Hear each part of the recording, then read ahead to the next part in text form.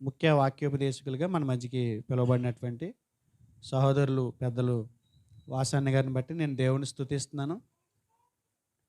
చిన్న సాక్ష్యం వాసన్న గారి గురించి చెప్పాలి. నేను ఇంచుమించు పరిచర్య ప్రారంభించింది 14 సంవత్సరాల పైనే నేను పరిచర్యను ప్రారంభించాను. కానీ ఇలాంటి యాటిట్యూడ్ కలిగినటువంటి వ్యక్తులు నాకు కనపడల. అంటే మొఖం మీద తప్పు చేస్తే మొఖం మీద చెప్పడం, విలువలు కలిగి ఎవరిని ఎలా గౌరవించాలో తెలిసిన వ్యక్తులు, అలాంటి వ్యక్తులు బహుకొద్ది మందే ఉంటారు. కానీ వాసనలో నేను కనిపెట్టింది అదే. ఎక్కడ ఎలా తగ్గించుకోవాలో, ఎక్కడ ఎలా ఎవరికి విలువ ఇవ్వాలో, ఎక్కడ ఎలా మసులుకోవాలో తెలిసినటువంటి వ్యక్తి ఆయన.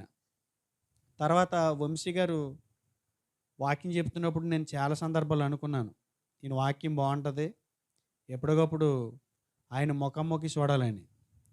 కానీ ఆయనతోటే జర్నీ చేసే గొప్ప అవకాశాన్ని దేవుడు నాకు ఇచ్చాడు. ఆ అవకాశం కేవలం వాసన ద్వారా వచ్చింది. ఆయనే ఆ స్నేహాన్ని, ఆ సహవాసాన్ని కలిపింది. నేను ఎంతో సంతోషిస్తున్నానండి. ఆయన ఎదురుగుండా కూర్చుని వాక్యమైన ఆయన దగ్గరగా చూడాలని కోరుకున్న ఆ కోరికని ఆయన దేవుడు ఏదైతే ఒక సంకల్పాన్ని కలిగి ఉన్నాడో ఆ సంకల్పం అన్న ద్వారా నెరవేరటం నేను దేవుని సంతోషిస్తూ దేవుని స్తుతిస్తున్నాను. దేవునిలో నా 14 సంవత్సరాల పరిచర్లో 2023 ఒక విజయవంతమైనటువంటి సంవత్సరంగా నేను దేవుని స్తుతిస్తున్నాను. నా సహోదరుల ద్వారా దేవుడు అలాంటి గొప్ప భాగ్యాన్ని ఇచ్చారు. అందుని బట్టి దేవుని స్థానిక సంఘంలో సభ్యుల ముందు అన్నగారి గురించి ఇచ్చిన సాక్ష్యాన్ని బట్టి మరొకసారి అన్నగారికి నా అభినందనలు తెలియజేస్తున్నాను. ఈరోజు వాక్యం అందించాలని పిలిచినప్పుడు ఆయనకి ఈరోజు వేరే చోట ఉంది. ఎవరన్నది జిత్తుకి వెళ్ళాలి, ఖచ్చితంగా రావాలని వాళ్ళు పట్టుబడుతున్నారు. అయితే ఏమైనా సరే సంఘానికి వాసన ద్వారా వాక్యం అందించాలని ఎప్పటి నుంచో కోరిక కలిగి ఉన్నాను నేను. ఎన్ని సందర్భాల్లో ఆయన రిజెక్ట్ చేశాడు ఆయన. అంటే అక్కడ స్థానిక సంఘంలో నడిపించాలి కాబట్టి ఆదివారం కుదరదు అంటున్నారు ఆయన. ఆదివారమే సభ్యులందరూ కూడుకుంటారు కాబట్టి అందరి ముందు ఆయన వాక్యం బాగుంటుంది, ఆయన అందించాలని నేను కోరిక కలిగి ఉన్నాను. ఇంచుమించు 2 సంవత్సరాల నుంచి అలాగా స్కిప్ చేసుకుంటూ వస్తున్నారు. మంచి తరుణం దేవుడిచ్చాడు. నేను అడిగాను, ఇప్పుడు రాకపోతే నేను ఊరుకోనని చెప్పాను. ఊరుకోని అన్నాను. సరే అండి, మీరు పెట్టేయండి, నేను ఒక 10 నిమిషాల్లో చేస్తాను. మళ్ళీ ఆయనకి చేసి ఆయన రిక్వెస్ట్ చేసుకుని ఆయన బతిమాలుకుని ఆయనకి సమయం ఇవ్వాలి అని చెప్పి ఆ సమయాన్ని ఉపయోగించుకోకుండా మన మీద ప్రేమతోటి తమ్ముడు పిలిచాడు, తమ్ముడు సంఘానికి వాక్యం అందించాలన్న మంచి ప్రేమతో, మంచి దృక్పథంతో ఇవాళ వాక్యం అందించడానికి వచ్చారు. అందుని బట్టి నేను దేవుని స్తుతిస్తూ సంఘాన్ని ఉద్దేశించి కొన్ని మాటలు, అలాగే సేవకుడిగా నాకు కూడా కొన్ని సూచనలు ఇవ్వాలని, తప్పులు మొహమాటలు లేకుండా మాట్లాడి ఖండించాలని కోరుకుంటూ సమయాన్ని అప్పగిస్తున్నాను.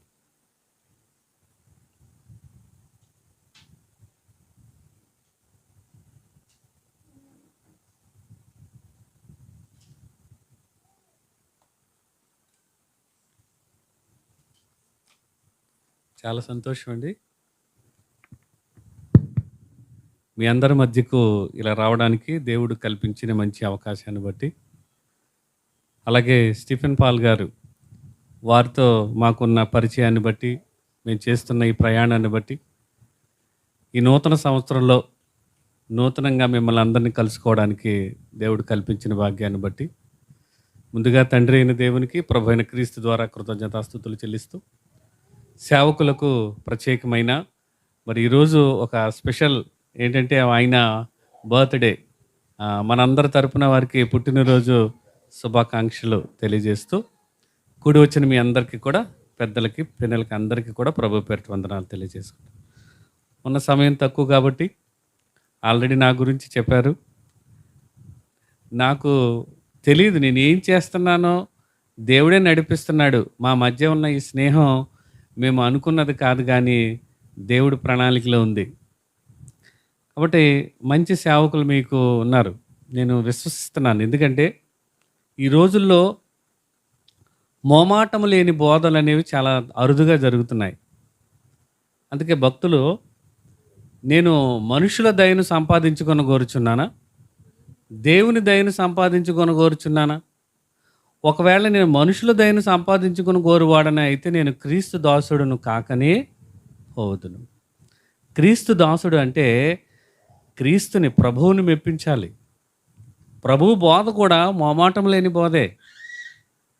ఎంతమంది మధ్య ఉన్నా, అయిన వారినైనా, ఎవరు నా తల్లి, ఎవరు నా సహోదరులు, మొమాటం లేకుండా మీ బంధువులు, మీ కుటుంబీకులు వచ్చారు చూద్దామనంటే ఆయన అన్నమాట అక్కడ ఎవరు నా బంధువులు అంటే మోమాటం లేకుండా మాట్లాడేవారు. ఆ తత్వం అందరికీ ఉండదండి. కాబట్టి సేవకులుగా ముందుగా ఈరోజు ఒక మంచి సేవకుని కలిగి నీ సంఘము, క్రీస్తు సార్వత్రిక సంఘంలో ఒక మంచి సంఘము, ఆయన వచ్చే సమయానికి యోగ్యులుగా ప్రతి ఒక్కరిని నిలవబెట్టుకోవాలని యోగ్యత కలిగిన సేవకుడు నేను విశ్వసిస్తూ, మరి మీ అందరి తరపున వారికి నాకు ఈ అవకాశం ఇచ్చినందుకు వారికి ప్రత్యేకమైన వందనాలు తెలియజేస్తున్నాను. ఏదైనా పనులు ఈరోజు సమాజంలో చాలా ఉన్నాయి కదండి. ఎన్నో రకాల పనులు, ఎన్నో రకాల వ్యక్తులు ఉన్నారు, మాదిరికరమైన వాళ్ళు ఉన్నారు. కానీ ఈ సేవా పరిచర్య అనేది శ్రేష్టమైన పని. ఈ ప్రపంచంలో అతి ఉత్తమమైన శ్రేష్టమైన పని ఏదైనా ఉందంటే అది సేవకుని పనే. అది దేవుడు అప్పగించిన పనిది. అందుకే అది దొడ్డ పని. దేనిని ఆపేక్షిస్తున్నారు చెప్పండి? అది ఎవడైనాను అధ్యక్ష పదవిని ఆశించిన ఎడల వారు ఎలాంటి ఆపేక్షను కలిగి ఉన్నారంట? దొడ్డ పనిని ఆపేక్ష. Good work, good work. Desire అంటే కోరిక. ఏం ఆపేక్ష? ఈరోజు మేడలు మిద్దులు సంపాదించుకోవాలని ఆపేక్షించుకుంటే బోల్డ్ ఆయనకి, అవును కదా. నిజంగా ఒక క్రైస్తవుడు మాయ చేయాలంటే, మభ్య పెట్టాలంటే, మనిషిని లొంగ తీసుకోవాలంటే మనకు మించిన వస్తాదులు ఎవరు ఉండరు, అవునా కదా. అంతగా చేయొచ్చు. కానీ నిర్మోహమాటంగా ఉన్నది ఉన్నట్టుగా వాక్యం దగ్గర మన తారతమ్యాలు, భేదాలు లేకుండా ఎందుకు చెప్తున్నారంటే అది మేలు చేసేవాళ్ళు ఎప్పుడు కూడా అలా గాయాలు చేస్తారు, అవునా కదా. ఇప్పుడు మేలు చేసేవాళ్ళు మనల్ని గాయాలు చేస్తున్నారంటే, మన హృదయం కోసేస్తున్నారంటే దాని అర్థం ఏంటో చెప్పమంటారా? లోపల డాక్టర్ వైద్యం చేయాలంటే, రోగం నిర్ధారణ అయిన తర్వాత వైద్యం చేయాలంటే ఏం చేస్తాడు? ఆపరేషన్ చేయాలి. ఆపరేషన్ చేయకపోతే ఆ వైద్యము సరిగా చేయలేరు, వికటించిపోతుంది. అందుకే ఆ వైద్యుడిని గౌరవిస్తున్నాం. దేవుళ్ళ ప్రాణాపాయ పరిస్థితుల్లో మీ దగ్గరికి వచ్చాం, మళ్ళీ మా ప్రాణాన్ని నిలవబెట్టారు అని గౌరవిస్తున్నాం. మరి ఒక సేవకుడు దుష్టత్వాన్ని నుంచి మళ్ళించడానికి హృదయాల్ని కోస్తుంటే వారికి మనం గాయం చేస్తున్నారని మనం సేవకుని మనం ఒక పీడ వంటి వాడు ఎలాంటి కితాబులు ఇస్తున్నాం మనం ఒకసారి ఆలోచించండి. అందుకే ఈరోజు ఆయనని పొగడాలని కాదు నా ఉద్దేశం. ఒక మంచి సేవకుడిని గుర్తించడం కూడా ఒక మంచి లక్షణం అది, అవునా. ఒక చిన్న పిల్ల వేరే చోట నయమాన్ అనే ఆ సిరియా దేశపు సైన్యాధిపతి ఉన్నాడు కదా, కుష్టు వ్యాధితో బాధపడుతున్నాడు. ఆ పాప ఇచ్చిన స్టేట్మెంట్ మీరు గుర్తు చెట్టుకోండి. ఇదిగో పలానా చోట ఒక నిజమైన దైవజనుడు ఉన్నాడు, అక్కడికి వెళ్ళండి చెప్పాలి. ఆ ఐడెంటిటీ రావాలి, ఒక సేవకుడిని గుర్తించాలి. కానీ మన దురదృష్టం ఏంటంటే అయినోళ్ళకి ఏం చేస్తాం మనం చెప్పండి? సామెత తెలుసు కదా మీకు, అయినోళ్ళకి ఆకులోను కాని వాళ్ళకి. అలాంటి మనస్తత్వం మంది కదా. అమ్మమ్మమ్మ అని బతిపాలు పెడుతుంటే ఏం చేస్తాం చెప్పండి? గారం చేసి ఏం చేస్తాం? తినం. అది పెట్టకుండా అక్కడ మంచి గుమగుమలు ఆడిపోయి పెడతాం, వాళ్ళు పెట్టరాళ్ళు, దాన్ని ఆశిస్తాం మనం. ఇది మన తత్వం. అలా కాకుండా మీరందరూ ఈ క్రీస్తు సంఘం, నిజమైనటువంటి క్రీస్తు సంఘముగా దేవునికి లోబడేవారుగా మీరు అందరూ ఉండాలని, మరి నా మాటలు కొన్ని మాటలు నేను మాట్లాడే ప్రయత్నం చేస్తాను. దేవుని సహాయం కోరుకుంటూ చిన్నగా ప్రార్థన చేసుకుందాం. ప్రేమగల తండ్రి, దయగలిగిన దేవ, ఈ ప్రాంతానికి మమ్మల్ని క్షేమంగా తరలించి మీ దాసులతోనైనా మాకున్న ఈ సహవాసమును బట్టి నాయన, వారిచ్చిన ఈ అవకాశమును బట్టి మీ పిల్లలతో మాట్లాడుచుండగా మీ సహాయము మాకు నిండుగా మెండుగా అనుగ్రహించమని కోరుకుంటూ, నిలవబడి నేను మాట్లాడుచుండగా మీ పరిపూర్ణమైన పరిశుద్ధాత్మ సహాయంతో నన్ను బలపరచమని కోరుకుంటూ, వినగల మంచి మనసును, గ్రహించగల శక్తిని వాటి ప్రకారం ప్రవర్తించే ధన్యత మందరికి ఇవ్వమని యేసు పరిశుద్ధమైనటువంటి నామములో ఈ ప్రార్థన మీకు సమర్పిస్తున్నాము పరమ తండ్రి, ఆమేన్. ఇప్పుడు మోడల్ అనే పదం మనకి బాగా తెలుసు కదా. మోడల్ అంటే మాదిరి, అంతేనా? అక్కడితో ఎనఫా? ఆదర్శం, ఒక తరహా. ఆ ఇల్లు అచ్చు మా ఇల్లులాగే ఉంది అంటే అదొక మోడల్ అని దాన్ని, ఆ పదాన్ని అక్కడ వాడచ్చు. ఒక అందమైన ఆమె ఉంది. ఈ అందం ఏదన్నా ఉందంటే ఇంక అచ్చు ఆమెను చూస్తే అందం చూసినట్టే. అంటే మాదిరి అనే, తరహా అనే పదాల్ని, ఆదర్శం అనే పదాల్ని ఈ మోడల్ అనే దానికి మనం అన్వయించుకుంటే ఇలా పలు సందర్భాల్లో మనం వాడచ్చు. అవునా? ఈరోజు చాలా రంగాలు ఉన్నాయి కదా. విద్యారంగం ఉంది, వైద్య రంగం ఉంది, క్రీడా రంగం ఉంది, రాజకీయ రంగం ఉంది. ఎన్ని రంగాలు లేవు? ప్రతి రంగంలోనూ ఒక్కొక్కళ్ళు ఒక్కొక్క మాదిరిగా ఉన్నారు. మీ అందరికీ తెలుసు క్రీడా రంగం, క్రికెట్ గురించి మీకు తెలుసు. క్రికెట్లో ఈరోజు ఒక రోల్ మోడల్ అంటూ ఉన్నారంటే ఎవరిని చూపిస్తారు? మొట్టమొదటి పేరు మీరు ఎవరిని అనౌన్స్ చేస్తారు? ఇప్పుడు ట్రెండింగ్లో కాకుండా ప్రీవియస్ జనరేషన్లో క్రికెట్ గాడ్ ఎవరైనా ఉన్నారంటే సచిన్ అని. ఎందుకంటారు? పిన్న వయస్కులో అసలు ఆయన సాధించిన ఘనత చూస్తుంటే క్రికెటర్స్కే ఒక మోడల్. అవునా కదా? అంటే ఇవన్నీ ఎందుకు చెప్పుకుంటున్నామంటే ప్రతి రంగంలోనూ రాజకీయ రంగం గురించే మాట్లాడుకుందాం. ఈరోజు రాజకీయ రంగం గురించి మాట్లాడాలంటే అమ్మో తలపండిపోయిన వాళ్ళు ఉన్నారు బోల్డ్ అని అంటాం. మాదిరి అంటే వరస్ట్ థింగ్స్ అనుకో అవన్నీ మనకండి. కానీ ప్రతి రంగంలో ఉన్నటువంటి విషయాలు నేను ఎందుకు జ్ఞాపకం చేసుకొస్తున్నానంటే ప్రతి దాంట్లోనూ మాదిరి ఉన్నారని చెప్తున్నాం కదా. మదర్ తెరిస్సా ఉన్నారు. దేనికి మాదిరి? ఎవరికి సేవ? మామూలు ప్రజలు కాదు, బలహీనంగా కుష్టు వ్యాధితో బాధపడుతున్న వాళ్ళకి ఆమె చేసిన సేవా పరిచర్య. అలాంటి మాదిరి ఎవరు కనపడరు అని ఒక మాదిరి మనం చూపిస్తున్నాం. విద్య, వైద్య, ఆరోగ్య, రాజకీయ, క్రీడ, ఏ రంగాన్ని తీసుకోండి ఒక మాదిరి కనబడుతున్నారు. ఆయా పనుల్లో, ఆ వృత్తుల్లో వాళ్ళు మాదిరిగా కనబడుతున్నారు. మరి దేవుడు అప్పగించిన పనిలో మరి సేవకుడు మాదిరిగా ఉన్నాడో లేదో మరి చెక్ చేసుకోవాలిగా, ఉండాలి కదా. అందుకే తీతు పత్రికలో 3వ అధ్యాయం 1వ వచనంలో అసలు పెద్ద అనేవాళ్ళు ఎలా ఉండాలి? దేవుడు అధ్యక్ష పదవిని అప్పగిస్తున్నాడు అని అంటే ఆ పదానికి ఉన్నటువంటి అర్థం బైబిల్ గ్రంథంలో ఎపిస్కోపాస్ అనే పదాన్ని వాడారు. ఎపిస్కోపాస్ అనే గ్రీకు పదంలో నుంచి నాయకుడు అనే పదం వచ్చింది. ఏ పదం? అధ్యక్ష పదవి, బిషప్. ఆ బిషప్ అనేటటువంటి ఆఫీస్ ఆఫ్ ఎ బిషప్ అనేటటువంటి దాంట్లో ఏదన్నా ఉన్నాడు అని అంటే ఆయన దాన్ని, ఆ కోరిక ఎలాంటిదని అంటున్నారంటే ఇట్స్ ఎ గుడ్ వర్క్. ఇంగ్లీష్లో మీరు ఒక వెర్స్ చూడండి. ఆ వెర్స్ నేను చదువుతానండి. తీతుకు రాసిన 3వ పత్రికలో 3వ అధ్యాయం 1వ వచనంలో ఆ మాట ఎంత మంచి మాట అనండి. చూద్దాం. This is a true saying, if a man Dzire the office of a bishop he deserves a good work అని ఉంటుందండి. అవునా? ఎవడైనాను అధ్యక్ష పదవిని ఆశించిన ఎడల వాడు దొడ్డ పనిని ఆపేక్షిస్తున్నాడు. అంటే డిజైర్ అనేది కోరిక, ఆపేక్ష. అది ఎలాంటి దాన్ని ఆపేక్షిస్తున్నాడంటే గుడ్ వర్క్, దొడ్డ పని. మనకు ఆ పదాలు కూడా పెద్దగా అర్థం కాదండి. మంచి అని వాడేస్తాం అంతే. మంచికి కూడా దానికి ఒక లిమిట్ ఉంది. కానీ దొడ్డ అనే దానికి, గుడ్ అనే దానికి ఇక లిమిట్లెస్ అనమాట. అంత మంచి పని అనమాట. అలాంటి మాట నిజంగా నమ్మదగినది అని అంటాడండి. నాకు ఆ మాట పట్టుకున్నాను నేను. చదవండి ఆ మాట ఒకసారి. 3వ అధ్యాయం 1వ వచనము. 3వ అధ్యాయము తీతు పత్రిక 1వ వచనం అండి. ఓకే, తిమోతికి రాసిన 1వ పత్రిక 3వ అధ్యాయం 1వ వచనం చూద్దాం.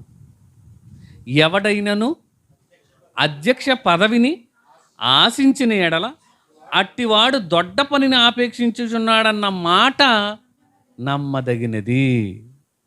చూసారా? ఆ మాటను మీరు అర్థం చేసుకోండి. దొడ్డ పనిని ఆపేక్షిస్తున్నాడు అన్న మాట ఎలాంటిదట? నమ్మదగినది అని దేవుని వాక్యం చెబుతుంది. కానీ ఈరోజు సేవకుడిని ఎలా ట్రీట్ చేస్తున్నామంటే బ్రతకడానికి బడిపంతులు అనేవారు ఒకప్పుడు, సామెత ఉండేది. అవునా? బ్రతకడానికి ఎవరట? ఇప్పుడు బ్రతుకు తెరువు నేర్చినోడు సేవకుడు అంటున్నారు. ఎలా మార్చేశారు అర్థం చూడండి. నిజంగా బ్రతుకు తెరువే కావాలనుకుంటే చెప్పండి, ఈ పోర్షన్ 2 పోర్షన్లు చేసేసుకుని 10 చేయాలంటే ఎవరండి? ఎవరా? ఆ ఎర్నింగ్ సోర్స్ కావాలనే ఉద్దేశం ఉంటే ఇంకో స్టేర్ వేసుకుని ఇంకొక 2 పోర్షన్స్ కింద డివైడ్ చేసుకుంటే ఆయన ఎర్నింగ్ మీద ఉంటే ఆ సోర్సెస్ వస్తాయి రావా? మరి అలాంటివి ఏమీ ఆపేక్షించకుండా ఈరోజు సేవ అనే భారాన్ని మోస్తూ ఈరోజు ఆయన ఆశిస్తున్న ఆ పని, మంచి పని ఆపేక్షిస్తున్నారని ఎవరైనా అప్రిషియేట్ చేస్తున్నామా మనం? నిజంగా మనలో కూడా ఎవరో అన్న మాటను తీసుకొచ్చి మన మనసులో కూడా చొప్పించుకుని ఏమంటున్నామంటే, చాలా వచ్చేస్తాను ఈ మధ్య ఆయనకి నెల అయ్యి బాబు చాలా వచ్చారు. ఏం లెక్కట్టేశావు? ఆ డిబ్బి తెరిస్తే అది తెరిచి వచ్చి కాగితాలు ఏమంటే ఏమొస్తుంది? ఈ కరెంట్ బిల్లు కూడా రాదనుకుంటాను నేను.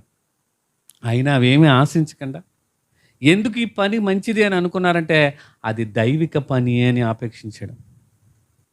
అలాంటి వారిని మనం ఏం చేయాలి చెప్పండి ప్రియమైన వాళ్ళారా? మీ పైన నాయకులుగా ఉన్నారే, మీకు వాక్యాన్ని బోధిస్తున్నారే, ఆ వాక్యం కూడా మీ ఆత్మలో రక్షించడానికి అది శక్తి కలిగింది కదా, దాన్ని దివారాత్రాలు ఏం చేయాలి? ఒక టీచర్ ఒక స్టూడెంట్కి చెప్పాలంటే వాడికి వన్సే చెప్పాలి, కానీ ఈయన ట్వైస్ చదవాలి. తెలుసా మీకు? ఆయన ఇంటికాడ ఎంత ప్రాక్టీస్ చేస్తే ఆ పెర్ఫెక్షన్గా మీకు చెప్పగలుగుతారు చెప్పండి. ఒక టీచర్ స్థానంలో ఉన్న వ్యక్తిని ఒక స్టూడెంట్ మా మంచి మాస్టర్ అని గుండెలకు హత్తుకుంటారు. పరీక్షల్లో ఉత్తీర్ణత సాధించిన తర్వాత ఎక్కడున్నా నేను ఈ జాబ్లో జాయిన్ అయిన నుంచి సాల్వ గప్పి మీకు ఏం అవసరం వచ్చినా ఐఎమ్ దేర్ అంటాడు. I'm here. అంత ఉన్నతమైనటువంటి భావాలు కలిగి దేవుని పనిని ఆపేక్షించి మనల్ని సుబోధ సంబంధమైన బోధలో మనల్ని పెంపార చేస్తూ ఆత్మీయంగా అభివృద్ధిలోకి తీసుకెళ్లే సేవకుడి పట్ల మన వైఖరి ఎలా ఉందో ఒక్కసారి ఆలోచించండి.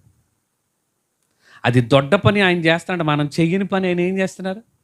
తన భుజాల మీద వేసుకున్నారని మీ పైన నాయకులుగా ఉన్నవారిని మన్నన చేయాలి. మొట్టమొదట సన్మానించడం అంటే శాల్వాలు వేయడమే సన్మానించడం కాదు, అవునా? భూమి మీద నువ్వు దీర్ఘాయుష్మంతుడు ఉన్నట్టు నీ తల్లిని తండ్రిని ఏం చేయాలి అంటే శాల్వాలు వేయడం అని అర్థమా? ఏం చేయాలి? వృద్ధాప్య దశకు వచ్చారు, వాళ్ళు మోయలేనటువంటి భారాలు మోసి మనల్ని ఒక స్థితిలో నిలబెట్టారు కదా, ఆ భారం ఇప్పుడు నాది అని ఆ కుటుంబంలో ఉన్న పిల్లలు ఆ తల్లిదండ్రులను గౌరవిస్తూ ఉండాలి. మా అమ్మ అంటే నాకు ఎంత ఇష్టం, మా అమ్మ అంటే నాకు ఎంత ఇష్టం, మా అమ్మ అంటే నాకు ఎంత ఇష్టం, మా అమ్మ అంటే నాకు రోజు ఇలాగ అంటున్నారు. ఏంటి ఉపయోగం? ఏం చేయాలి? అడగకుండా అని చిన్నపిల్లల మనస్తత్వంకి వచ్చేది వృద్ధాప్యం వచ్చేటప్పటికి. అప్పుడు నువ్వే వెళ్ళి ఏం చేయాలి? ఒక చంటి పిల్ల మాదిరిగా బాబు అని పెట్టినట్టు పెట్టాలి. అది సన్మానించడం, అవునా కదా? ఇక తల్లిదండ్రుల మాట పక్కనట్టు ఎందుకంటే పెళ్ళం రాగానే ఏమైపోయింది?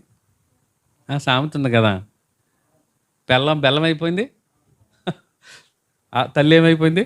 అల్లం అయిపోయింది ఏదో అంటారు. మరి నాకు తెలియదు. మరి ఆ ఘాటుతనం ఆ తీపితనం ఎక్కడొచ్చేసిందో నాకు తెలియదు. కానీ సన్మానించడం అనే పదాన్ని తల్లిదండ్రుల గురించి తీసుకుంటే సేవకుడిని కూడా మీ పైన విశేషంగా వాక్యాన్ని బోధిస్తున్న వారిని మన్నన చెయ్యాలి.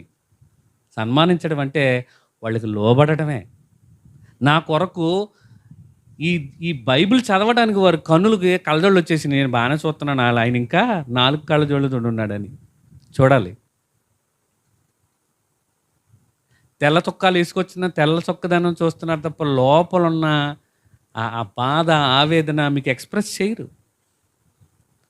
ఇప్పుడు ఒక ఫోటో చూశానండి, ఒక సేవకుడు ఒక విశ్వాసతో ఇలా మాట్లాడుతున్నాడండి, నవ్వుతూ ఉంది మొఖం, కానీ వెనకాల ఏమున్నాయి చెప్పమంటారా? ఎన్ని కత్తులు ఉన్నాయో ఆయనకి, వెనకాల ఎన్ని కత్తిపోట్లు ఉన్నాయి. ఆయన ఏం చేస్తున్నాడు చెప్పండి? ముందున్న విశ్వాసకి చిరునవ్వు చిందిస్తూ తన బాధను ఎక్స్ప్రెస్ చేయకుండా ఆమెను బలపరుస్తున్నాడు. సేవకుడు వెనక ఇన్ని ఉంటాయి ప్రియమైన వాళ్ళారా. వారిని ఏం చేయాలి? విశేషంగా మీ పట్ల ఆసక్తి కలిగి వాక్యాన్ని బోధించడానికి దివారాత్రాలు ధ్యానించి అంత ప్రిపరేషన్ అయి వస్తుంటే వాట్స్ యువర్ ప్రిపరేషన్? 8 అంటే ఎన్నింటికి వస్తాం చెప్పండి? మన ఇండియన్ పంక్చువాలిటీ ఏంటి? ట్రైన్ లేట్ అంటాం, ఆళ్ళు లేట్ అంటాం, ఏళ్ళు లేట్ అంటాం, ఈ లేట్ అంటాం, కానీ పెన్షన్ లేట్ అయిపోతుందంట, 1వ తారీఖు ఇవ్వకపోతే అది పెద్ద టెన్షన్ అయిపోతుంది ఈరోజు. అన్నీ లేట్ అంటున్నాం. మరి సమయానికి సేవకుడు వచ్చి సిద్ధపడుతున్నప్పుడు మన లేట్ ఏంటి? ఆలోచించండి. ఇవన్నీ ప్రాక్టికల్ లైఫ్లో ఒక దైవిక క్రమంలో మనల్ని ఇలా ఉండాలి అని చెప్పి విశేషంగా మన మీద ఆసక్తిని కలిగా, లేకపోతే మన మీద పెత్తనం చేయాలని చేస్తున్నారా చెప్పండి ప్రేమైన వాళ్ళారా? మాదిరిగా ఉండాలని కదా. మందకి ఎలా ఉండాలైనా మాదిరిగా ఉండాలి. అవునా? ఆటలాడేవాళ్ళ మాదిరి మనకు అర్థమైపోయింది. మరి సేవకుడు ఇన్ని రకాలుగా మనకు మాదిరి అవుతున్నారంటే వారిని గుర్తించాల్సిన బాధ్యత ఎవరిది చెప్పండి? ఎవరిదండి? మీ అవయవాలుగా, ఒక శరీరంలో ఒక అవయవాలు ఎలా ఉన్నాయో ఆ అవయవాలమైన మనందరము కూడా సేవకుడిని నిలబెట్టుకుని దేవుడు వాడుకుంటున్నాడు అని గుర్తించాలి, వారికి లోబడాలి. అలా లోబడలేదనుకోండి, నమ్మకం లేనిదే సంసారాల కాపురాలు చేయలేరు. బాగా అర్థమవుద్దని సూక్ష్మంలో మోక్షంగా మాటకు వచ్చేస్తున్నాను నేను. నమ్మకం లేనిదే కాపురాలు నిలబడవు. సేవకులు నా ఆత్మీయ స్థితిని బలపరిచేవాడనే నమ్మికతో మీరు రాకపోతే మనం బూడిదలో పోసినా పన్నీర్ అయిపోతుంది. ఆ మాట అంత నమ్మదగినది. ఎందుకంటే దొడ్డ పనినైనా ఆపేక్షిస్తున్నాడు. ఆ మాట ఎలాంటిదట? నమ్మదగినది. క్రీస్తు యేసు లోకమునకు వచ్చినన్న మాట నమ్మదగింది, అది నమ్మాం. పూర్ణ అంగీకారమునకు యోగ్యమై ఉన్నది అని నమ్మాం. అవునా? దేవుడు నమ్మదగిన వాడని నమ్మాం. మరి దొడ్డ పనిని ఆపేక్షిస్తున్నాడని ఈ మాట నమ్మదగినదని ఆ సేవకుడు అలా ఉన్నారు మాదిరిగానే ఆ మాట ఎందుకు నమ్మలేకపోతున్నాం? అంటే ఇతను మనలో ఒకని వంటి వాడు అని ఒక కామన్ థింగ్లో చూస్తున్నాం. రైట్, ఆఫ్ కోర్స్ మనందరం సహోదరులమే. కానీ విశేషమైన ఆసక్తి ఏంటంటే మనల్ని అందరినీ కూడా వాక్యంతో బలపరచడానికి వారు చేస్తున్న ప్రిపరేషన్ మీకు ఎప్పుడైనా చెప్పారా? ఎప్పుడైనా చూసారా మీరు? భవానీ సహోదరికి తెలుస్తుంది. అప్పుడప్పుడు నాతో మాటల సీక్వెల్లో ఏదైనా ఒక సందర్భంలో మాట్లాడుకుంటే గంటలుగా ఆ వాక్యం కోసం పరితపించి ఆయన ఉండే తీరు నాకు గమనించి నేనే అంత హార్ట్ఫుల్గా ఆయనకి టచ్ అవుతున్నానంటే మీరు ఎంత సన్నిహితంగా ఉండాలో ఒక్కసారి ఆలోచించండి. ఈరోజు సంఘం వృద్ధిలోనికి రావాలని తన యొక్క వ్యక్తిగత అభిలాషలను కూడా పక్కన పెట్టి వారు చేస్తున్న పరిచర్యను అభినందించాలి, గనపరచాలి. ఆ బాధ్యత ఎవరు తీసుకుంటారు? ఏమండి? మోమాటం లేకుండా మాట్లాడటం వల్ల ఎంతమందికి దూరస్తులు అవుతారు చెప్పమంటారా? నిజాయితీగా బ్రతికినందుకు యోబు ఇంటి వాళ్ళే ఏమైపోయారు చెప్పండి? ఏమైపోయారు? అతని వాసన కూడా వారికి ఏమైంది? అసహ్యమైపోయింది. ఎందుకు? ఈ టైంలో కూడా ఇంకా నువ్వు దేవుడు దేవుడు అంటానే ఎలాగే చచ్చిపోతావా అన్నారు లేదా? అన్నారు. తన స్నేహితులు వారు భయంకరమైన మాటలు మాట్లాడారు. ఎలా అన్నారు చెప్పమంటారా? ఏమన్నారు చెప్పమంటారా? మీ పిల్లలు ఏదో తప్పు చేసి ఉంటారు, ఆ తప్పు చేయడం వల్ల వాళ్ళు చచ్చిపోయారు. ఒక్కరు కాదండి, స్నేహితులు దూరం అయిపోయారు. నెలవైన వారు, తనకు సమీపంగా ఉన్నవారు, ఇంట్లో ఉన్న పని మనిషి కూడా దూరంగా పెట్టి మాట్లాడింది. ఎందుకు చెప్పమంటారా? సిన్సియారిటీకి వచ్చే ప్రతిఫలం అది. సీనియారిటీ బాగుంది కదా, సిన్సియారిటీని చూడట్లా. సిన్సియారిటీ కూడా చూడాలి ప్రేమైన వాళ్ళ. మా పాస్టర్ గారు 15 సంవత్సరాల నుంచి చెప్తున్నారు. బాగుంది, సీనియారిటీ బాగానే చెప్తున్నావు. మరి ఆయన సిన్సియారిటీని ఎంత ఐడెంటిఫై చేసావు? ఆయన సిన్సియారిటీని గురించి మనం మాట్లాడాలి కదా. ఆయన ఎదుట ఉన్నప్పుడు మాత్రమే కాక ఆయన లేనప్పుడు కూడా మన భక్తిని పలానా వారి దగ్గర శిక్షణ పొందుతున్నారు, స్టీఫెన్ పాల్ గారి విద్యార్థులు అని ఒక బ్రాండెడ్గా అలాంటి ఇమాజిన్లోకి రావాలి మీరు. అలాంటి తత్వంలోకి రావాలి మీరు. నేను అలా ఎందుకు లేను అని ఆలోచించండి ఒక్కసారి. ఎందుకింత ప్రయాస? ఎందుకు చెప్పమంటారా? ప్రభువునందు పడుతున్న ప్రయాస వారికి ఎప్పుడు వ్యర్థమో అందుకే వాళ్ళు స్థిరులుగా ఉన్నారు. మనమే కదిలిపోతున్నాం. అవునా కదా? మనం కూడా అలా ఉండాలి. రేపు కూడా ఒక తరము, రేపు ఆయన ఒక జనరేషన్ చేసి వెళ్ళిపోవాలి. ఆయన అప్పగించిన బాధ్యత. మోషే వెళ్ళిపోయారు. వెళ్ళిపోయే సమయానికి ఎవరిని జనరేట్ చేశాడు ఆయన? యెహోషువని. అవునా?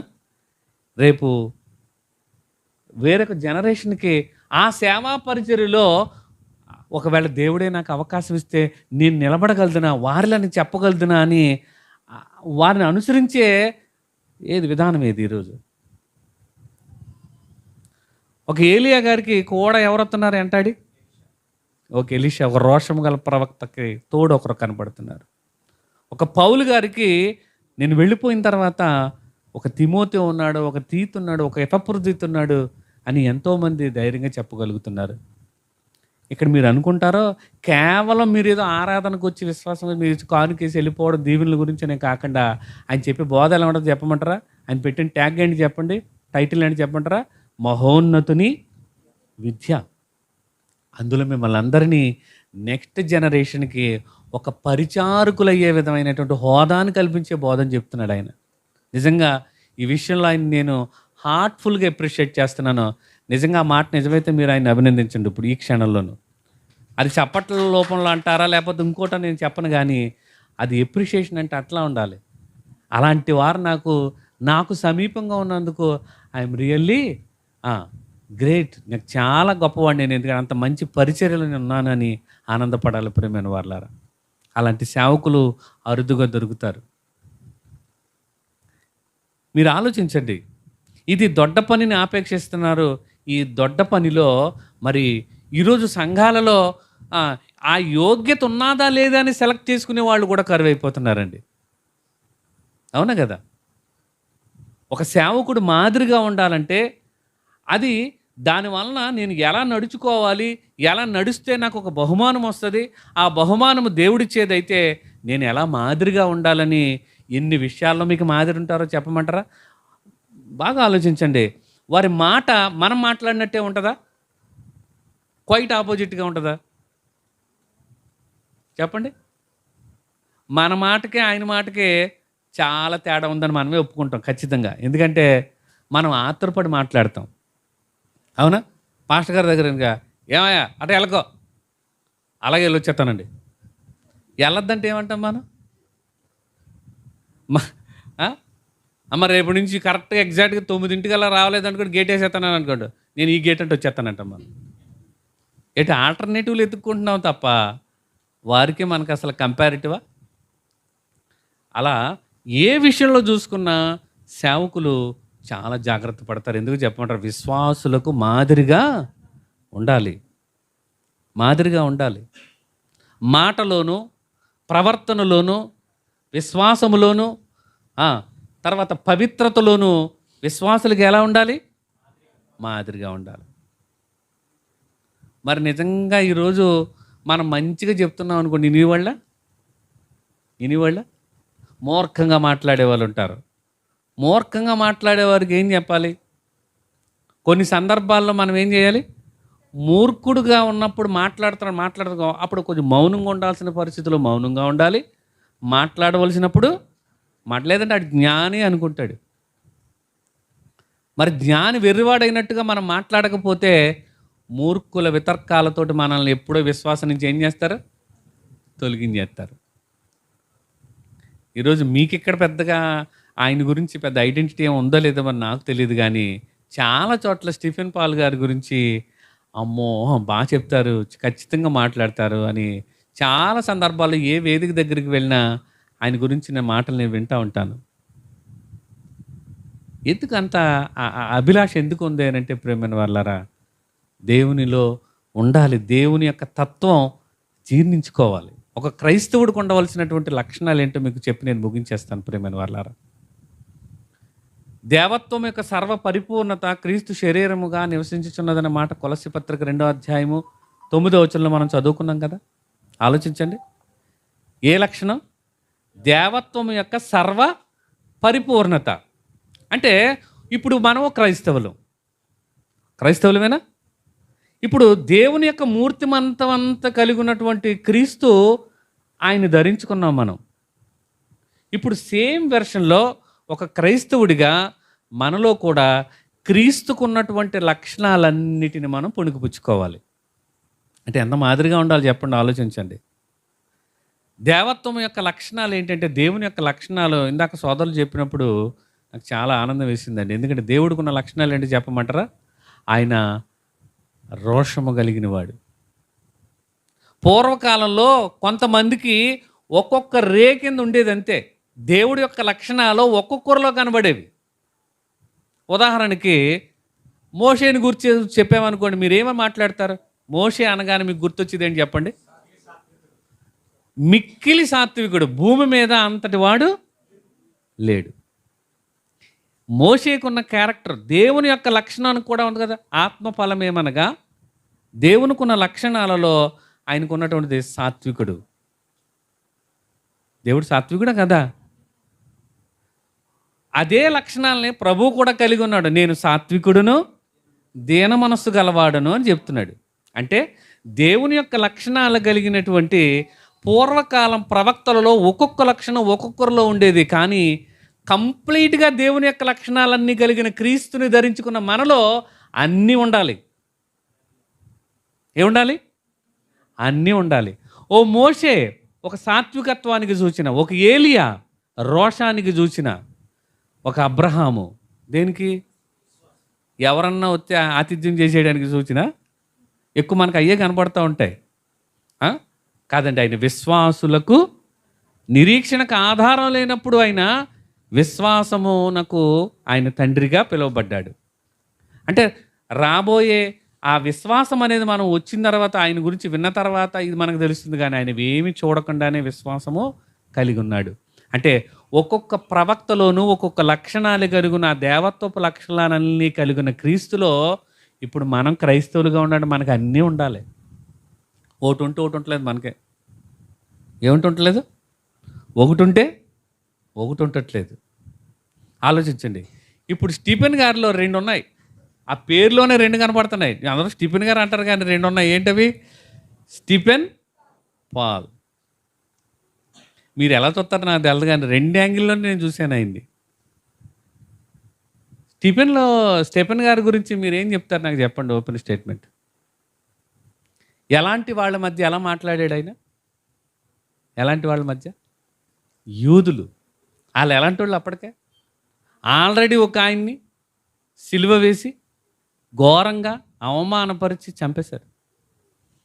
ఆ తర్వాత అపోస్తులు కూడా చాలా హింసలు పెడుతున్నారు. అయినా ఆ తర్వాత పరిచారకులుగా వచ్చినటువంటి వాళ్ళు ఆ ఇన్స్పిరేషన్లో స్టెఫెన్ ఒక ఐడెంటిటీ చేసుకోండి. స్టెఫెన్ ఏమంటానంటే, ముష్కరులారా, దేవునికి లోబడనొల్లని వారులారా అని చెప్పి ఆ రోషాన్ని ప్రదర్శించలేదా? ఆలోచించండి. రోషము ఉండాలి, దేవుణ్ణి వేడుకునే తత్వం ఉండాలి. వాక్యం చెప్పడం ఒకటే కాదు మీ గురించి. ఒకవేళ వాక్యం చెప్పిన తర్వాత ఎవరి మనసు ఆయన నొచ్చుకుని నేను రాను 2 రోజులు 2 సీట్లు ఖాళీ అయినాయి అంటే వచ్చిన వాళ్ళని చూడరు. సేవకులు ఎవరిని చూస్తారు చెప్పనా? ఆ పర్సన్ ఎందుకు రాలేదు, వాట్స్ ద రీజన్? మనం ఐడెంటిటీ చెయ్యం. మన పక్క వాళ్ళు ఎవరన్నా ఉన్నారని తడిం కూడా చూడం మనం. కానీ ఫిక్స్డ్ డిపాజిట్కి ఇది నా సీటే అని కూర్చుంటాం. నా సీటే అని కూర్చుంటాం. కానీ అసలు నా పక్కన సహోదరు ఎప్పుడు రాలేదు, ఆమె రాలేదు ఏంటి అని ఎప్పుడన్నా తడువులాడి చూసారా? తడవులాడి దేవుడికి అనుకుంటే మాట దేవుడు ఎరగండి పక్కనట్టండి. తడవులాడు అసలు నాతో పక్కన రావాల్సిన విశ్వాసం రాలేదేంటి అని ఎప్పుడు చూస్తారా? కానీ ఒక స్టెప్ని ఎలా ఉంటారంటే, ముష్కరులారా, దేవునికి లోబడిన వారలా అని చెప్పి నిజాన్ని నిర్భయంగా మాట్లాడిన ఆ తర్వాత చేతులుని, ప్రభువా వీరేం చేయించున్నారో వీరు ఎరగరు వీరిని. ఆ 2 లక్షణాలు ఉన్నాయి స్టెఫెన్లో. అవునా? స్టెఫెన్ గారి గురించి మనం ఏమంటాడు, చంపేశారు పాపం, అతను రాళ్ళతో కూడా చంపేశారండి. కానీ ఆ క్యారెక్టర్ని స్టడీ చేయండి ప్రేమైన వాళ్ళారు. స్టెఫెన్ గారు ఉన్నారు, పౌల్ గారు ఉన్నారు. స్టెఫెన్ గారి క్యారెక్టర్ అర్థమైపోయింది. ఇలాగే మాట్లాడతారా ఆయన? అలా మాట్లాడరా? నేను ప్రసంగాలు వింటూ ఉంటాను. నేను అప్లోడ్ అయిన తర్వాత ఆయన ఏం మాట్లాడారు అని అలా చూస్తూ ఉంటాను. పాస్టర్ గారు ఎవరో పిలిచారు మొన్న, శ్రీకాంత్ అనే తమ్ముడు తీసుకెళ్ళినట్టున్నాడు. పాకలో ఏదో పెట్టారు ఆయన్ని, ఎవరినో. పాకమైపోయింది మొత్తం అందరికీ, నా ముఖాలు అన్నీ. ఎవరి ముఖాలు బాగలేదు. ఎందుకు బాగలేదు? మళ్ళీ పాపం ఈ పాకలో పెట్టుకుని ఈయన కూడా జోల పాడైతే మళ్ళీ సంవత్సరం పిలుస్తారని ఆలోచనలు ఏమీ లేవు. మీరు దేవునికి ఏమవుతలేదు, మీరు లోబడిన వాళ్ళు ముష్కరులో ఉన్నారు. ఆనాడు ఇశ్రాయేలు ప్రజలు అలాగే ఉన్నారు. మీరు అని వాక్యంతో గణించి వెనకాల ఏమంటే అలా అనకండి బాబు, ఎలా అనకుండా అని అంటున్నాడేమో అనిపించింది శ్రీకాంత్ నాకు. మోమాటం లేకుండా మాట్లాడాలి. అలాగని అక్కడతో విడిచిపెట్టకుండా ప్రభు వీళ్ళు ఎప్పటికి మారతారు అని చెప్పి మరలా వారి నిమిత్తం ఆవేదన చెందేది కూడా ఆయనే. ఇది మీరు గుర్తించగలిగితే స్టిఫెన్ గారిని ఒక కోణంలోనే చూస్తున్నారేమో, మీరు రెండో కోణం కూడా చూడాలి. మీరు చూడట్లేదని అంటలేదు సుమా. ఆయన వచ్చేసి అత్తమాన ఆయన ఒక్క కోణం చూపించేసాడు, మేము అన్ని చూస్తున్నాం అని అందుకని తిట్టుకున్నారు. కానీ అమ్మ అంటే ఒక సేవకుడిలో మనకు కనబడేది పై రూపాన్ని మనం చూస్తాం, కానీ అంతర్గతంగా వారి ఆవేదన, వారి మదన మీరు తెలుసుకోగలిగితే మిమ్మల్ని గురించి నేను వేదన చెందుతున్నాను అని బాధపడతారండి. ఇక పౌలు గారి క్యారెక్టర్ ఉందండి. పౌలు గారు ఒకప్పుడు దోషకుడు అయిన, అవునా, హానికరుడు, హింసకుడు. ఇది ఒక యాంగిల్. రెండో యాంగిల్ చూసారా మీరు పౌలు గారిది? ఇశ్రాయేలీలు నా స్వజనులు, అవసరమైతే నా దేహ సంబంధుల కొరకు నేను క్రీస్తు నుండి వేరై శాపగ్రస్తుడనే అయిపోతాను, కానీ ఇశ్రాయేలీలు రక్షింపవాలనేదే నా వేదన. రెండు క్యారెక్టర్లు కనబడుతున్నాయి చూసారా? ఇందులోనూ నిజం ఉంది, అందులోనూ ఉంది. కానీ మనం చూసేది ఏం చూస్తాం? ఒకటే చూస్తాం. ఏం చూస్తాం చెప్పమంటారా? దోషకుడు, అంటాడు, అత్తమాను తిడతానే ఉంటాడు. ప్రతి ప్రసంగంలో తిడతామే, ప్రతి ప్రసంగంలో తిడతమే పనా? మరి నీకు మరి ఆరతెట్టి ఇలాగ అంటూ ఉంటారు రోజును. అమ్మ రావమ్మ మహాలక్ష్మి అంటూ అంటారు రోజును. ఏమనాలి? సేవకులు ఎప్పుడు పూర్వకాలంలో ఉన్న ప్రవక్తలు అందరూ కూడానండి ఇలా సిన్సియర్గా ఉన్నారు. యథార్థత అంటారు దాన్ని, నిజాయితీ. సమూయేలు గారు వృద్ధాప్యం వచ్చేటప్పటికి నువ్వు చేసినట్లుగా మీ పిల్లలు ఇప్పుడు లేరు, నీలాంటి వాడు మాకు దొరకడు, మాకు ఇంకా వేరే ఒకళ్ళని ఎవరో ఒకళ్ళని పెట్టే బాబు అనే పరిస్థితి ఎందుకు వచ్చారు చెప్పండి? ఆయనకున్న సిన్సియారిటీ అది. ఇదిగో నేను బాలుడు అనేది మొదలుకొని నిరసిన వెంట్రుకగలవాడు మీ మధ్య నివసించాను, మీలో ఎవరిదైనా నేను ఆశించాను? ఒకవేళ ఏదైనా నేను తీసుకుంటే తిరిగి నేను చెల్లిస్తాను అని అన్నాడంటే సేవకునికి ఆ రోషం ఉండాలి, ఆ గట్స్ ఉండాలి. ఆయన మిమ్మల్ని ఏమైనా ఆశించారా? ఒకవేళ నిజంగా ఆశిస్తే, ఒకవేళ ఆయన ఆశించకపోయినా మనమే ఆయనకి ఇవ్వాలి. తిరిగి ఇస్తామా? ఆయన కోరుకోరులేండి. బర్త్డే ఫంక్షన్కి చిన్నగా నాకు ఏదో తోచి సంతోషంతో చిన్న గిఫ్ట్ ఎత్తానంటే, ఎందుకన్నా అవన్నీ మీ ప్రేమ చాలు అన్నారండి. ఆయనలో చిన్న టైట్ పెట్టారు. ఆ సిన్సియారిటీని గమనించుకోగలిగితే దొడ్డ పనిని ఆయన ఆపేక్షించి చేస్తున్నాడు. ఈ పాలకోళ్ళు అంటే మహా ప్రమాదం అంట, వాళ్ళు ఎవరు సరిగా మాట వినరంట. అలాంటి వాళ్ళలో మిమ్మల్ని దేవుని కొరకు ప్రత్యేకపరిచి ప్రత్యేక జనాంగంగా, అన్ని జనాంగంగా ఉన్న మనల్ని అర్పణగా దేవునికి ఆగ్రహించేలా చేయిస్తున్నారో, ఈ సువాసన మీ ద్వారా అనేక ప్రాంతాలకు వెళ్ళాలి. అలా వెళితే ఈ క్రీస్తు సంఘము రానున్న రోజుల్లో అనేక ప్రాంతాలకి ఒక మాదిరికరమైన ఒక సంఘముగా, ప్రేమ కలిగిన సంఘముగా, ఒక రోషము కలిగిన సేవకునిగా, అనేకులను దేవుని తట్టు త్రిప్పి నిజమైన సుబోధలో పెంచే వారిగా మీరందరూ ఆత్మీయంగా ఆ సేవకుని అడుగుజాడలో నడవాలంటే ఒక్కటి, హెబ్రీ పత్రిక 13వ అధ్యాయం 7వ వచనంలో మీ పైన వాక్యాన్ని బోధించి మీ పైన నాయకులుగా ఉన్నవారు వారి ప్రవర్తన ఫలమును శ్రద్ధగా తలంచుకొనుచు ఏం చేయాలి? వారి విశ్వాసమును అనుసరించండి. హెబ్రీ పత్రిక 13:7. ఏంటంటే మీ పైన నాయకులుగా ఉండి మీకు వాక్యాన్ని ఏం చేస్తున్నారట? బోధిస్తున్నారు. బోధించి జ్ఞాపకం చేసుకోవాలి. ఏం జ్ఞాపకం చేసుకోవాలి? వారి ప్రవర్తన ఫలమును శ్రద్ధగా. అంటే ప్రవర్తన ఫలం అంటే ఏంటి? అంతము వరకు వారు నడుచుకున్న రీతిని మనం గమనించాలి. అంతం వరకు వాళ్ళు ఏం చేస్తున్నారు? నడుచుకున్న రీతిని. ఇది వాళ్ళకి ఒకప్పుడు పూర్వకాలంలో ఈ పత్రిక రాసుకున్నటువంటి వాళ్ళు ముందు బోల్డ్ మంది ఉన్నారండి. వాళ్ళని జ్ఞాపకం చేస్తున్నాడు రచయిత. ఇదిగో ఇంతకు ముందు ఎంతో భక్తులు బతికారు, వాళ్ళు ఎలా బ్రతికారో వాళ్ళ అంతం వరకు వాళ్ళు అనుసరించిన విధానం ఏంటో మీకు చెప్తున్నానని వాళ్ళకి యూదులకు చెప్తున్నాడండి. యూదులు మహాభయంకరులు వాళ్ళు. ఆ భయంకరమైనటువంటి ఆ హెబ్రీలలో ఆ పత్రిక రాయడానికి ఉన్న ప్రధాన కారణం ఏంటంటే, యూదులు దేవదూతలు నమ్ముతారు. మాకు అహరోన్ ఉన్నాడు, మాకు మోషే ఉన్నాడు, మాకు యెహోషువ ఉన్నాడు, మాకు అబ్రహాం ఉన్నారు అని చెప్పి వీళ్ళందరూ వాళ్ళ హై పర్సనాలిటీస్ అందరినీ తీసుకుంటున్నారు. కానీ ఈయన ఎవరిని చూపించాలి? వీళ్ళందరికీ మూలమైన విశ్వాసమునకు కర్త ఈయన క్రీస్తు వైపు చూపించాలంటే వాళ్ళకంటే ఈయన ఎంత గొప్పవాడో చెప్పుకుని చుట్టూ అలా తీసుకొచ్చి 12వ అధ్యాయం దగ్గరికి వచ్చేటప్పటికి అంటాడు, ఇదిగో ఇంత గొప్ప సాక్షి సమూహం మేఘం వలె మనల్ని అందరినీ ఆవరించి ఉన్నందున సులువుగా చిక్కులు పెట్టు ప్రతి పాపమును విడిచిపెట్టి విశ్వాసమునకు కర్త అయిన యేసు వైపు చూచుచు మన ఎదుట ఉంచబడిన పందెమును మనందరం ఓపికతో పరిగెట్టాలి, ట్రావెల్ చేయాలి, పరిగెత్తాలి. రన్నింగ్ రేస్లో ఆయన భలే ఉన్నాడు. ఇప్పుడు ఆయన రన్నింగ్ రేస్లో ఆయన పరిగెట్టేస్తున్నాడు. ఆయన వచ్చే సమయానికి ఆ బహుమానాన్ని పొందుకోవాలని. ఇప్పుడు మీరు అంతవరకు వాళ్ళు అనుసరించిన వాళ్ళ జ్ఞాపకాలు చెబుతూ ఇప్పుడున్న తరంలో మనకు చెప్తున్నారు, మీ పైన కూడా మీ నాయకులుగా ఉన్నవారు మీ ఆత్మలను ఏం చేస్తున్నారు చెప్పండి? ఏం చేస్తున్నారు? గొర్రె తప్పిపోతుంటే కాపరి కాస్తాడు. ఆత్మలు తప్పిపోకుండా ఆత్మల కాపరి, ప్రధాన కాపరి ప్రత్యక్షమైనప్పుడు లెక్క ఒప్ప చెప్పవలసిన వారే మీ ఆత్మలను ఏం చేస్తున్నాడు ఆయన? అది ఇప్పుడు వాళ్ళు ఏం అనుసరిస్తున్నారు, వాళ్ళని మనం ఎలా చూడాలి, మనం ఎలా నడుచుకుంటే రేపొద్దున్న ఆయన ఎదుటి కూడా మనం యోగ్యులుగా ఉంటామని వాళ్ళ దుఃఖముతో పనిచేసిన ఎడల మనకేమీ ప్రయోజనం కాదంటున్నాడు. అదే 13:17 అంటాడు. అదే 7లో చదువుకున్నాం, వారి ప్రవర్తనా ఫలమును అనుసరించండి, అంతవరకు వారు నడుచుకున్న రీతిని శ్రద్ధగా తలంచుకుంటూ వారి విశ్వాసమును అనుసరించండి. ఎంత కాన్ఫిడెంట్గా ఉంటున్నారు వాళ్ళు. డబ్బు లేదు, డబ్బు ఉన్నదా, డబ్బు లేదనే బాధ లేదు వాళ్ళకి. నాకు ఎవరో దూరం అయిపోయిన బాధ లేదు వాళ్ళకి. కానీ ప్రభువుకి నేను మరింత చేరువవుతున్నానన్న ఆనందంతో వాళ్ళు ప్రయాణం చేస్తున్నారు. ఆ ప్రయాణంలో మనం కూడా ఓపికతో పరిగెట్టాలి. బహుమానం పరిగెట్టిన వాళ్ళకైనా లేదా చతికిలు పడిపోయేట్లుగా? ఇప్పుడు అలా చతికిలు పడిపోయాడు పొరపాటునే. మీరు అందరూ ఇందులో ఉన్నారు, ఇప్పుడు రన్నింగ్ రేస్లో ఉన్నారా లేకపోతే చతికిలు పడిపోయినా సడలిని మోకాలు వడలు చేత మళ్ళీ బలపరచాలా? ఆయన రోజు ప్రయాణం ఏం చేస్తాడు? రన్నింగ్ రేస్ పెట్టించేస్తాడు మిమ్మల్ని అందరి చేత. ఆయన తెలుసా మీకు? తోమేస్తున్నాడు ఆయన ఓ మాస్టర్ లాగా.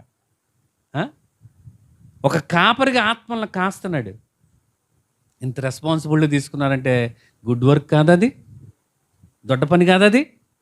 ఆశించి ఏమంటే దుర్లాభాపేక్షతో కాక, బలిమితో కాక మందను ఏం చేయమన్నాడు ఆయన? కాయాలి. ఆ మాదిరి ఆయన చూపించారు కాబట్టే ఒక క్రైస్తవుడిగా రోషము ఉంది, అలాగే విజ్ఞాపన చేసే మనసు ఉంది, ఆత్మల భారం కలిగి ఉంది. ఇంతగా కలిగిన సేవకులు ఎవరైనా ఉంటే వెల్కమ్ అని తగ్గించుకునే స్వభావం కూడా ఉందని. కమాన్ చెప్పండి. ఒకవేళ మీరు ఎవరైనా మాట్లాడతారంటే నేను అక్కడ కూర్చుని వింటాను కూడా అనే తత్వం కూడా ఉంది ఆయనలో. రావాలి. ఒక క్రైస్తవుడిగా క్రీస్తుని ధరించుకున్న మనలో రోషం ఉండాలి, సాత్వికం ఉండాలి, అలాగే విశ్వాసము ఉండాలి, మాదిరి ఉండాలి, ఆత్మల భారము కలిగి ఉండాలి. అలాంటి సేవకులు ఉంటే అది ఎవరైనా ఉన్నారంటే ఈరోజు మా స్నేహితులైనటువంటి వారు అని నేను నిగర్వంగా సగర్వంగా వారిని గురించి చెప్తూ నా మాటలు ముగిస్తున్నాను. మరొక పర్యాయం మంచి అంశంతో మీ ముందుకు వస్తాను. ఈరోజు ఒక సేవకుడు మాదిరి, మాటలో మాదిరిగా ఉంటున్నారు, ప్రవర్తనలో మాదిరిగా ఉంటున్నారు, వారి విశ్వాసంలో మాదిరిగా ఉంటున్నారు, వారి పవిత్రతలో మాదిరిగా ఉంటున్నారు. అందులో ఏ కోణమో నీకు నచ్చలేదా? ఏ కోణమో నచ్చలేదా? న్యాయమైన త్రాసులో నన్ను తూయి ప్రభువా అని అన్నాడు అనుకోండి, ఒక సేవకుడు నన్ను పెట్టండి అనేసి ధైర్యంగా వస్తారు. మనల్ని పెట్టమన్నాడు భయం అవుతుంది మనకి. ఎందుకు చెప్పమంటారా? కన్నులతో లేదని మనకు నిబంధన, తలంపులతో మనకు లేదు నిబంధన ఉందండి. యోబు గారు లాగా నేను కన్నులతో నిబంధన చేసుకున్న కన్యకు నేను ఎలాగ చూస్తానని ఉందా? కింద ఉన్నటువంటి నా దగ్గర పనులు ఎవరైనా ఉంటే వాళ్ళని ఏమన్నా ఇంత వాళ్ళ విషయంలో నేనేమో లోటు చేశానేమన్నా, ఒకవేళ ఆ విషయంలో నేనేమో బ్లేమ్ చేస్తారా? Come on get ready. ఇంత ఒక నన్ను నిజంగా ఆయన వచ్చి న్యాయమైన త్రాసులు పెడితే నేను ఎదుటి నేను నిలబట్టాలనే ధైర్యం నాకు ఉందని వారి విశ్వాసం మీకు కనిపించట్లేదా? అలాంటి రోషం కావాలి మనందరికీ ప్రేమైన వాళ్ళారా. అలా ఉండగలిగితే ఇప్పుడు చెప్పండి, వారి దుఃఖముతో మనల్ని కాస్తున్నారంటే బాధ కదండి.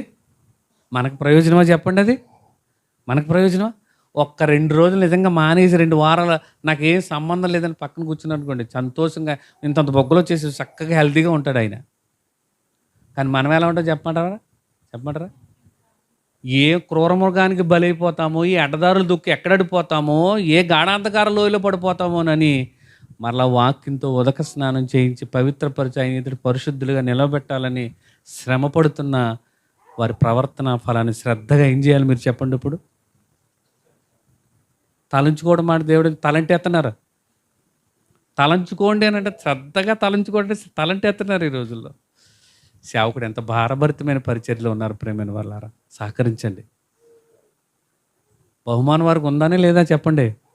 దేవుడు తాను ప్రేమించిన వారికి ఇచ్చిన వాగ్దానం జీవ కిరీటం పొందుకుంటారనే ఆ బహుమానం కొరకు పరిగెడుతున్నారు. ఒకవేళ నిజంగా ఆయన వెంబడించలేదనుకోండి, ప్రాక్టీస్ చేయలేదు, ప్రాక్టీస్ మేక్స్ మ్యాన్స్ పెర్ఫెక్షన్, అది లేదనుకోండి సతికిలు పడిపోతాం, బహుమానం రాదు. జట్టి అయినవాడు పోరాడేవాడు నియమం ప్రకారం పోరాడాలి. ఆ నియమము క్రమశిక్షణ. ఆ క్రమశిక్షణకి మాదిరి నాయకులు కావాలి. అలా ఉన్నవారిలో ఎంతోమంది అరుదైన వారిని వాళ్ళని శాలువాలెట్టి సన్మానించకపోయినా పర్లేదు, కానీ మాటకి విధేయత కలిగి లోబడి ఉంటే అంతకంటే సన్మానించడం మరొకటేమీ లేదు. అదే బహుమానం. రేపొద్దున ఆయన దగ్గర ప్రజెంట్ చేసే బహుమానం మీరే నాకు వచ్చే బహుమానం. మిమ్మల్ని నేను అలా యోగ్యులుగా నిలబడితే ఆయన దగ్గర నుంచి నాకు వచ్చే బహుమానమే. అది నాకు కావాలనుకునే సేవా పరిచారకులు కావాలి. ఆ జనరేషన్ని ప్రొడ్యూస్ చేయడానికి వారు ప్రయాసపడుతున్నారు. వారు పడుతున్న ప్రయాస వ్యర్థం కాదని సాటి అని సహకారిగా సహోదరి భవాని గారు, ఆత్మీయ కుటుంబంగా మీరందరూ కూడా వయసులో పెద్దవారైనా ఆత్మీయంగా ఆత్మీయ విషయాల్లో పాలు తాగు, అవసరత బెత్తంతో కొట్టిన లోబడాలి. లోబడతారా? దివిటైనా ఎట్టుకుని వచ్చి ఆయన కొట్టేస్తారా? కొట్టినా పర్లేదు, పట్టించుకోడు ఆయన. అలా ప్రేమించి ఈ సంఘం మరలా 2025 సంవత్సరం దేవుని చిత్తమైతే మనం మరలా కలుసుకుంటే, మరొక పర్యాయం వస్తే అనేక మందిని సంఘంలో చేర్చే పాత్రలుగా, ఇన్స్పైర్గా, మాదిరిగా మీరు అందరం ఉండాలని కోరుకుంటూ, సమయం ఎక్కువైంది. మరి నా మాటలు ఏమైనా అనుచితమైన వ్యాఖ్యలుంటే తీసివేసి, విలువైన ఉంటే స్వీకరించండి. ప్రభు కొరకు ఉన్నతంగా బ్రతకండి. అట్టి ధన్యత దేవుడు మన అందరికీ అనుగ్రహించి ఆశీర్వదించును గాక.